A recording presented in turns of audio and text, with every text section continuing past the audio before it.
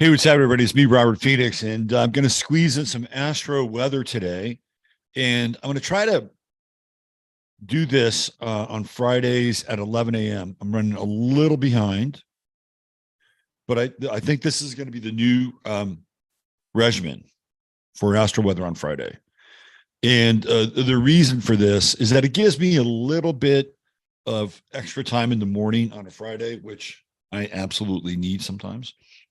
And also, it's a pretty good lead in to the Friday forecast. Got a little bit of a half-hour bump from 11:30 to 12 noon Central. So it's kind of like the lead-in program, right? This is the evening news to Johnny Carson or something like that, if you're old enough to remember that. Hey, Peachy, you going to jump in on this? Come on. Make your debut here. Come on up here. Come on. Let's see if we can get her up here. Come on. Come on. She wants to be a part of the show. Come on, let's go. Come on over here. Come on. If you're gonna be an Astro Cat, you need to step in. And I know Jasper's working with you on the technique. Come on over. Don't be shy. Don't be shy. People want to meet you. Come on up here. You have to do it of your own accord, though. Come on. Come on. Come on. You were up here the other day. I'm sure you're finding this all very entertaining. Anyway, she's a cat. At least I got her to come over. Who knows? She might jump on the couch. All right. Looks like we have some people in chat, and that's always a good thing, because even though I've been known to talk to myself on occasion, it's always better when I'm talking with others. So welcome to the show. We're going to blow through the Astro Weather today. And we have a really interesting star of the day. And as I dove into today's star of the day and reviewed his life path, it caused me to reconsider some opinions that I had on him, which is an interesting experience. You know, we think our opinions are set in stone, and they're granite in their presence in our lives. And it was an interesting, I still have some feelings about our star of the day. Don't get me wrong, because I know some inside baseball. But, well, when we get there, you'll see what I'm talking about. Let's talk about what's happening now and moving into the weekend. And I really wanted to do the weather today to, again, kickstart this Friday thing, but also because I think today is pretty significant. And here we go. Friday, April 7th. By the way, any April 7th birthdays out there, happy solar return. I know at least one. So here we go. We got a grand trine going on today as of this transmission. Mars, Moon, Saturn. It really sounds like a NASA mission, right? First to the Moon, then to Mars, and then on to Saturn.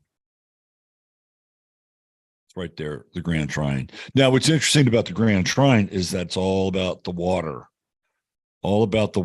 and flow. And the moon is conjunct the south node today. Very interesting conjunction. So one of the things with the Scorpio moon, especially with the south node here, and I talked about this on yesterday's show, is how it can bring up insecurities, especially around your finances and what's going on with your bank, and what's going on maybe with your cryptocurrency, right? I mean, it's like, whoa, okay, what's going on here? What's going on here? You know, this is one of those moments in time, briefly, that it can get into your wheelhouse around like some of your most basic and fundamental foundational values, because, the moon is the ruler of the fourth house. And anytime we have a strong moon connection, it connects in with us at that visceral, emotional, value-based level, right? So it's one of those days where some of these insecurities and some of these pieces from our past can creep up. And in Scorpio, there's always the sense that they'll rattle the chains, right? But I actually feel like this is a day where there can be some really good opportunity to stare down some of the stuff that you have not been able to clear or shake. With the moon Pluto square, it's almost poking you, right? It's poking you to get into that place and face a few things and deal with them on it's not like you have to confess to anybody. With the Mercury opposition, maybe you might feel compelled to, right? We have the Mercury opposition to the moon. So if you're churning on an emotional level and you're able to work it, with that Scorpio moon, and you have something to say, it might be worthwhile. It might be interesting if you've worked through it. If you haven't worked through it, that's another issue altogether, right? It could be the sum of your fears with the moon Pluto square obsessing about what might happen. Now, if you're in the company of a person who understands it and gets it, it might be a very good transaction, especially if you're open and honest about what you're experiencing and talking about. And so this is where we get into the opposition of Taurus and Scorpio. One is grounded. One is based in the so-called real world, third dimensional reality. And Scorpio is not that. Scorpio is not grounded. Scorpio is this place that's almost narcoticized.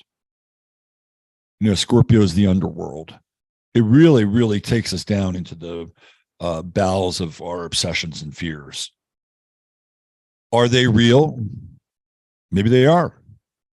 Maybe by being able to cleanly and clearly understand what's going on here and sharing them with another person, you might find that you might have more in common with the person that you're sharing them with as well. They may say, oh, wow. You mean I'm not the only one that's been thinking about this? So this is a really interesting day. And I'm not necessarily down on this moon south node in Scorpio, but as I mentioned yesterday, this is a weird day for money.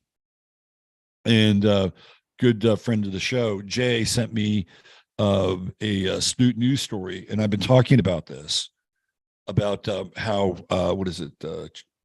Is it Chase? Chase is starting to repossess properties. So that's in the news and that's in the wind. And that is this is going to be a trend moving forward.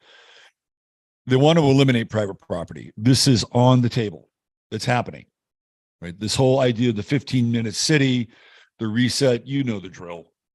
And this is in the air, right? So this is part of the insecurity about where are we going? Where are we going to live? What's it going to look like? Are we going to have to eat mRNA injected cows or mRNA injected transgenic snow peas, right? This is part of it, and we're staring down the dark potential for the future and everything that it relates to. Now, with the South Node here, I think it's also important to understand the function of the South Node in this alignment.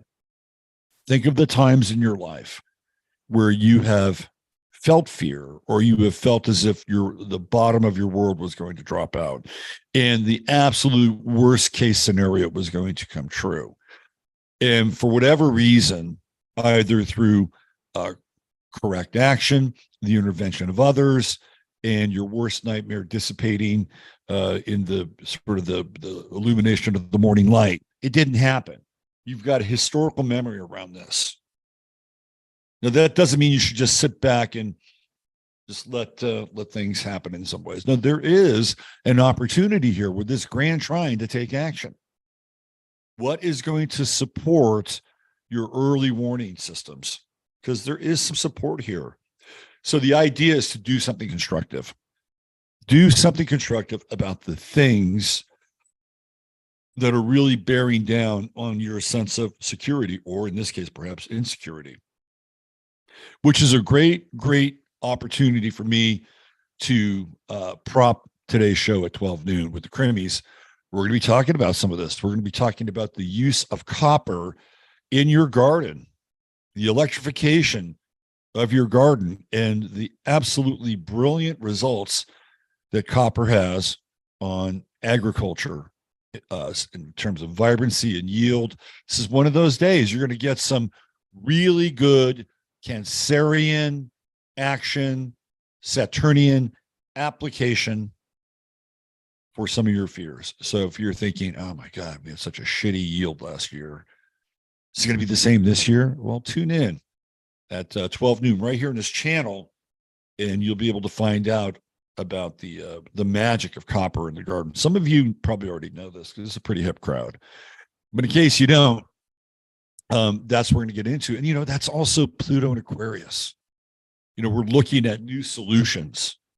And copper clearly has this relationship with Aquarius.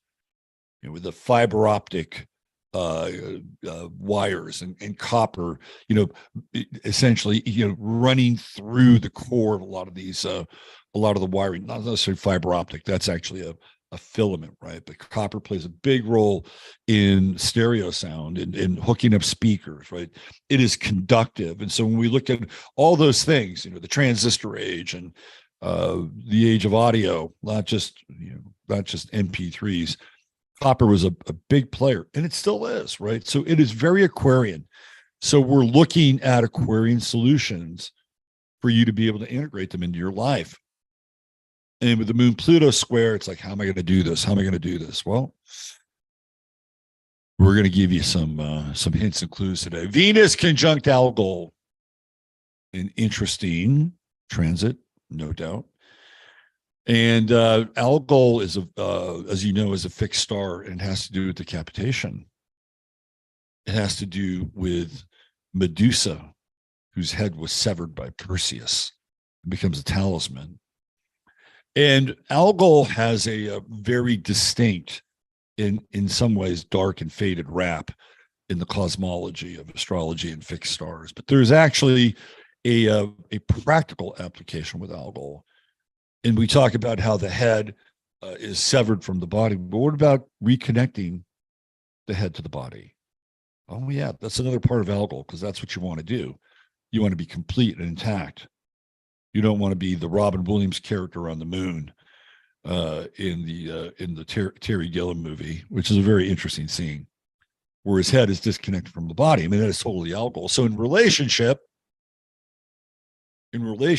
you get to see what's real, right? You see what's real and maybe put the head back on the body of the relationship. Join the two forces. Don't be overly mental. Don't be overly animal. Bring them together. The Venus square to Saturn says it's worth working for. A lot of people think Venus-Saturn squares are just a real drag, and that can be true in some cases, but Venus-Saturn squares offer up the promise of endurance in relationships, something worth fighting for, something worth hanging in there for, something that has some longevity that's built into it. So keep that in mind as we move through these final degrees of Venus and Taurus, just before it launches into Gemini, and that's a whole different story, right? So this weekend is about solidity, and bringing things back together so that you have kind of one body, one purpose, and that's a relationship. And the Saturn square, to me, says these are things worth working through, 100%. What else do we have today? Let's see. Mars is squaring, looks like, what do we get there? Jupiter square. Let's see. What is Mars squaring? It's not really squaring anything, is it? It's the ascendant. Do my eyes deceive me? That's a Venus square. We got that with Saturn. Mercury square is going on with Pluto. Let's talk a little bit about the Mercury-Pluto square. Don't stop until you get the answers that you need. That's the Mercury-Pluto square. Because there's an element of obsession with Mercury. I mean, with the Moon-Pluto square, there's an element of obsession. And obsession isn't always a bad thing. If you're obsessed about something, you get really good at it. So with the Mercury-Pluto square, don't stop until you get the answers you're looking for. Don't be afraid to ask those questions. In actuality, those questions might actually be very helpful with Venus here, putting the head together back to the body or back on the body. So you're one body, one corpus, right? Corpus is the body. It is the body. What else? We got anything else here? What the hell? What is Jupiter doing? Jupiter is in the Pluto square. Ah, yes. Jupiter-Pluto squares. So let me finish off with this today. If you need to invest in something, the Jupiter-Pluto square is a bit of a gamble, a bit of a risk, but it could be worth it. Don't overspend, right? Don't go into panic mode and say, I need this, and I need this, and I need this, and I need this, and I need this. And then all of a sudden, all the things you need just sit there. I've done that a few times. But in the right situation, if you need to crack open some reserves and you need to invest in those reserves, whatever they may be, it'd be a good opportunity to do it. And I would say be on the lookout for people who might be offering you a deal. This goes into the Mercury-Pluto square. Ask questions. Ask lots of questions about anything you're about to purchase. And the Jupiter-Pluto square might be worth. I mean, I like Jupiter-Pluto squares. They can pay off. They're gambling squares, or just Jupiter squares in general are gambling squares. So sometimes gambling and risk taking, if it's calculated, can be a good thing. And with this grand trine with Mars and Saturn and the moon, I think we're in the territory of calculated risks. Keep your eye out for financial news today. It's a Friday, and we know that Friday is a toxic dump when it comes to the news cycle, and looking at the moon in Scorpio and that south node and squaring Pluto, it could trigger some of the news today, could trigger your fears. Face them, work through them. I think this is a good day to do that. I really like this grand trine earlier. Now, as the moon progresses and moves deeper into Scorpio this weekend, and moves away from the south node, you get to kind of reflect on your action, or the action that you might have taken today or maybe early tomorrow. And it begins to move into more opposition with Uranus and Venus over the weekend. And you get to test a little bit. You get to test some of the investment that you make today and tomorrow, and you get to see how strong you feel about it. It'll be an interesting weekend.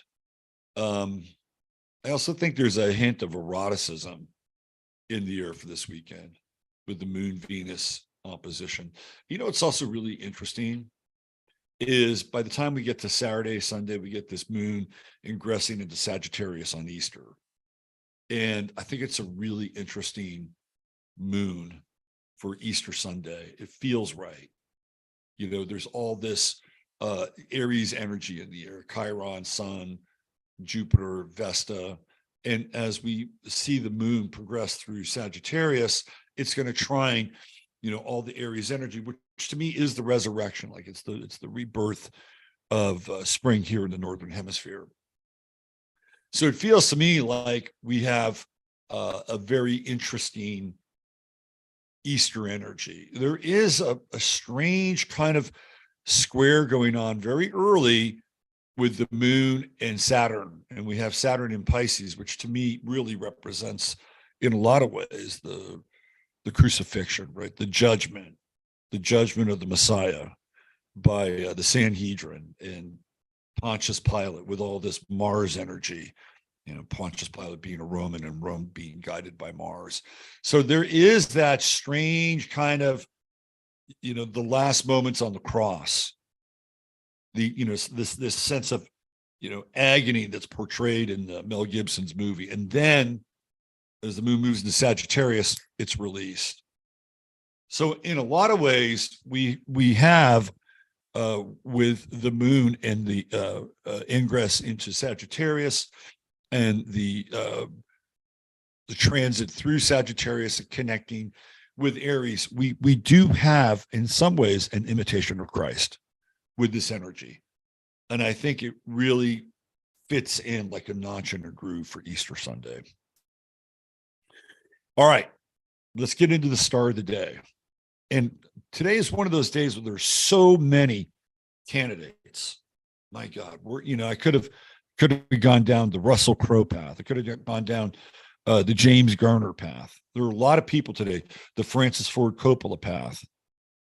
A lot of interesting people born on this day. But today I chose Jerry Brown, the two-time governor of California. And as a Californian, I grew up with Jerry Brown pretty much as the guy that was the governor. So when I was a kid, his father was the governor of California, Pat Brown. And why is that important? Well, in his chart, you can see the Sun-Saturn conjunction. And people who have Sun-Saturn have strong influences with the father in their life, for good or not good, right? I mean, we hope that those influences are positive, and Saturn's the role model, and that's how it plays out. But here we have an 8-degree separation with Ceres conjunct Saturn. So it says to me that the father was a role model and did nurture young Jerry's growth. So when I was a kid, Pat Brown was the mayor, governor of California, and then he was very progressive, and he spent a shit ton of money, and California was not doing well financially. And then Ronald Reagan took over. He spent less than his predecessor, but Reagan was not a fiscal conservative. If there was money to be spent on projects that he or his buddies liked, it got spent. Jerry Brown was actually more fiscally conservative than Ronald Reagan. And you can see the austerity of the Sun-Saturn conjunction. Kind of wide, but it's there. Of course, Jerry was a Jesuit-trained student of the law, gets into government, and he was known for not doing things that governors would do. He would walk to the White House. Not the White House, the state capitol. He didn't stay in the governor's mansion. He had an apartment. Right? This was a message that not only did he preach, but he lived. Jerry Brown was thrifty, to say the least. He drove, I think, some kind of shitty, Detroit economy car. This guy was not about frills. And that was consistent with Brown. Very, very consistent message. And he brought California, for both of his terms, first 2 terms as governor, he brought them into a balanced budget. Like, he was way more thrifty than Reagan. What's interesting about Brown is that he has hallmarks of actually being a conservative when you look at his record. Now, he's also against the death penalty. He's strongly against the death penalty. But when he got to Oakland and became the mayor of Oakland, Jerry Brown got really hardcore on crime. And when you look at his campaign for when he ran for mayor of Oakland, he basically had to go up against what we now know as social justice, politics, PC politics, and he torched him. And I went through his record and his campaign promises, and he was like, "We're going to develop this place. We're going to turn Oakland into a place where people want to come, visit, and live." Right, and he actually did that. And there was one of the old progressive power brokers in Oakland was complaining about the lack of diversity for Jerry Brown's downtown plan. And he said, "What are you talking about?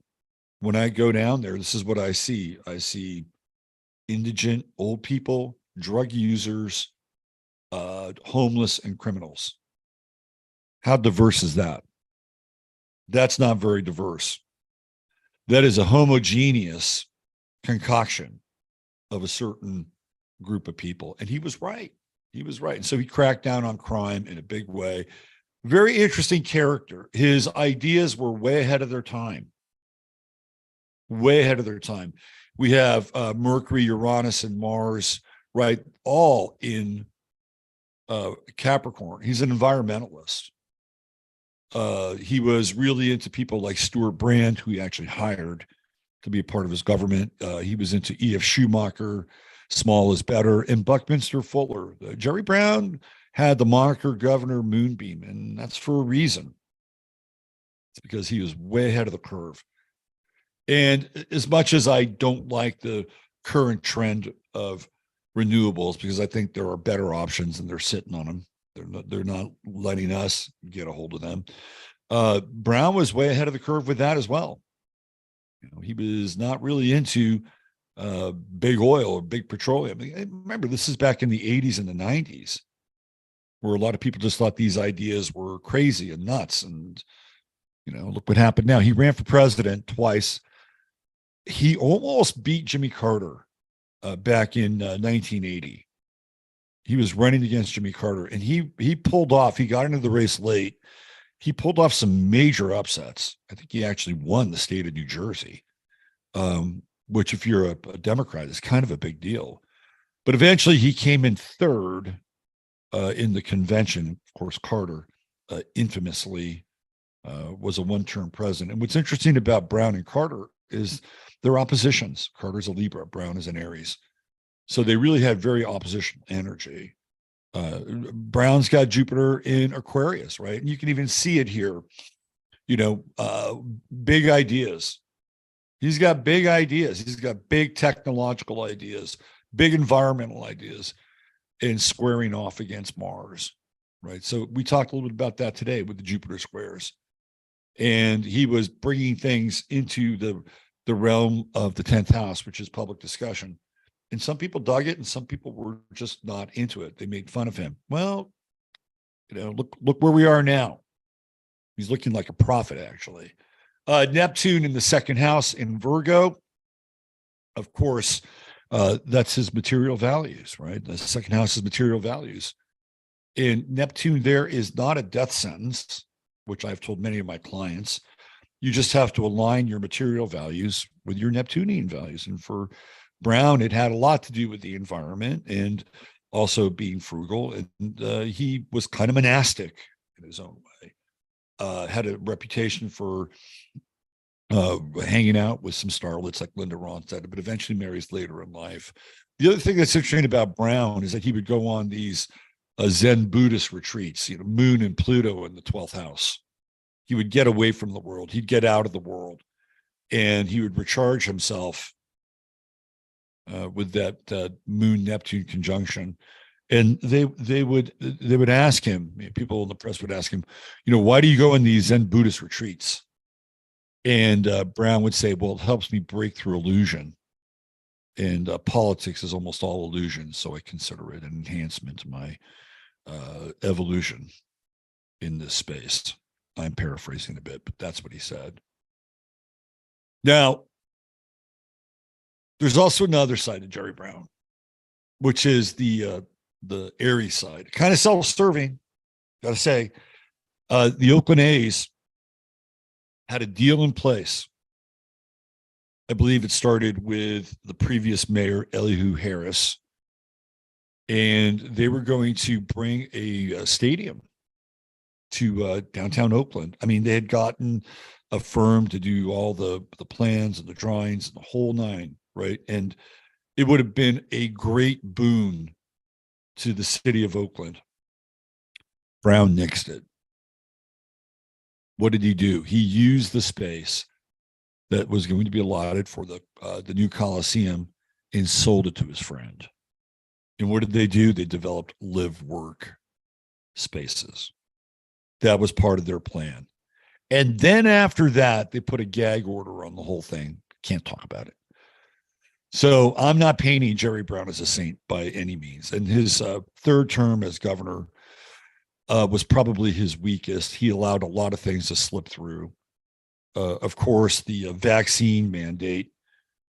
For a long time in California, if you had a philosophical exemption, you could file for it. And that ended on Jerry Brown's watch. He did nothing about it.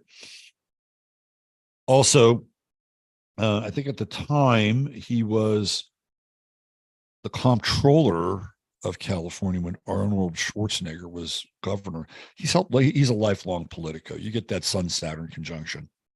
Like, this guy is he's a fucking mountain goat. But when California voted to disallow gay marriage in the state. I was there when that happened. When they voted no, eventually it got to an activist judge who claimed that it violated the 14th Amendment and all this other stuff. And he overturned the decision. Both Schwarzenegger and later Brown could have rescinded that. Neither of them chose to do that. And that's where it sits today, right? So he tapped out on that one. And I think you see this with the Neptune Sun conjunction. I'm sorry, in conjunct. Neptune Sun in conjunct. And I think there could be some unpredictability and even flakiness. Hence governor Moonbeam. The other thing that's interesting about Brown's chart is that Neptune is the only planet below the horizon. So this would be a classic bucket chart, and everything has to resolve itself in Brown's pragmatic Virgoan Neptunian spiritual values. It has to resolve itself. Right? If it doesn't resolve itself down here, the rest of the chart is rendered, I guess, a lot less effective. True node in Scorpio, I'm sure he's not poor today. Trust me on that. Somebody who has an intensely public life and his intense private life, I think would be what's behind the scenes in that 12th house. The other thing that's an interesting little side note about Jerry Brown before I sign off today is that in Ruth Montgomery's book, Ruth Montgomery wrote, she was an automatic writer. She wrote about the life of Edgar Cayce and a bunch of other stuff. She talks about Jerry Brown as being an alien. I mean, literally an alien. That's not a metaphor, that he is an alien occupying an Earth suit. And honestly, I don't have a problem with that. Is it that Chiron and Gemini of this world, but not of this world? Maybe. It's an interesting little side note to the man they call Governor Moonbeam, our star of the day. All right.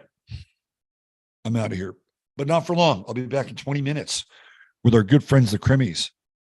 So go get a beverage, get something to snack on, and we're going to dive into, or rather dig into, the electrification of your garden and the enhancement that copper brings along with it.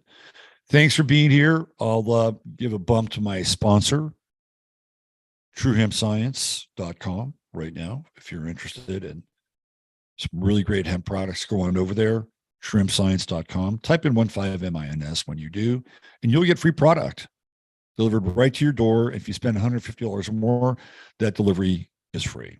So join me back here in about 20 minutes with the Crimmies, and take good care. Have a great weekend if you're tapping out here, and bye for now.